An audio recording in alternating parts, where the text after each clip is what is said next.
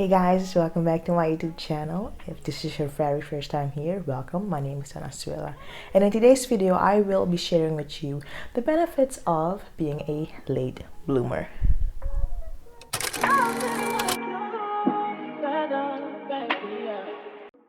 If you've clicked on this video, you're probably in your late teens or maybe in your mid-20s and you've never had a real proper date or a real relationship. Well, I'm here to tell you that being a late bloomer is not the end of the world. And here are a few reasons why. Reason number one why being a late bloomer can be beneficial is because you get to focus on you. Just think about it for a moment. When you're dating someone or even in a relationship with them, you invest all of your time and energy in them. Now you lose track of your own life. You're wondering, when will his next text or call be? Has he viewed my story yet? Or did he see the meme I sent him? Whatever. Or God forbid you two have an argument. Now you're left wondering, when will we be back on speaking terms?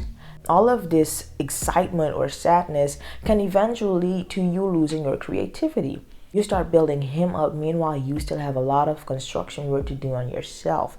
So take this free time as an opportunity to invest more into you. Number two on today's list on how being a late bloomer can actually benefit you. It gives you enough time to set boundaries for the future. When you start dating at an early age, you're actually pretty clueless. You may think you know it all, but you really don't.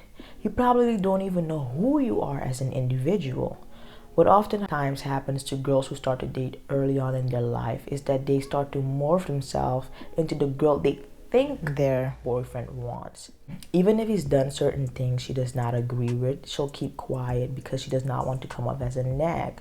This will only allow him to continuously overstep her boundaries, which is why a lot of adults advise kids to just focus on their education or hobbies, because they know that you still need time to discover yourself and find out what you'll accept and won't accept from your partner. The third and final benefit of being a late bloomer is you gain wisdom. Let me put it this way. When you're a late bloomer in this society, you might feel like you're behind in life. Although that might feel painful, it still has its perks, and let me explain why.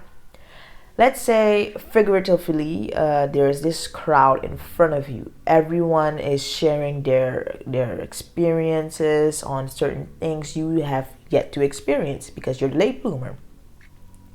And they're all having their conversations. Now you get to study the crowd. You have a better view of the crowd, which is life.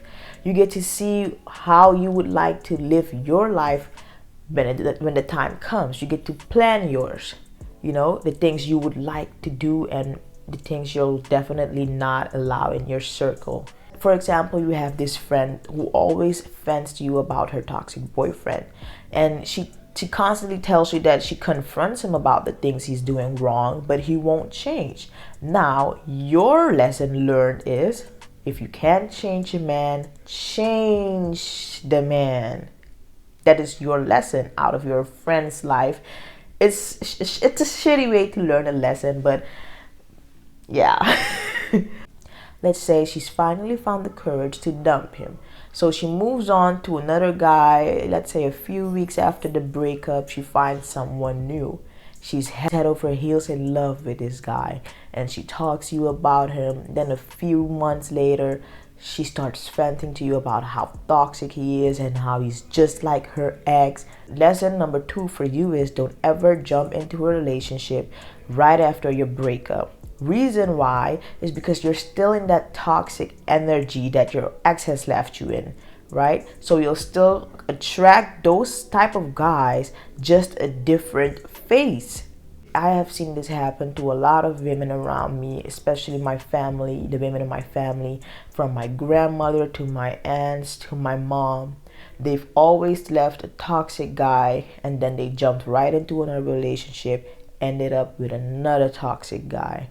So just take the time to heal, let go of the hurt, the pain, the trauma, learn from it. Although I don't really believe that someone is really able to fully let go of the trauma. It will probably still be there, but now you know how to handle it. Now you know what can cause that type of trauma, so you're smart enough to avoid it in the future.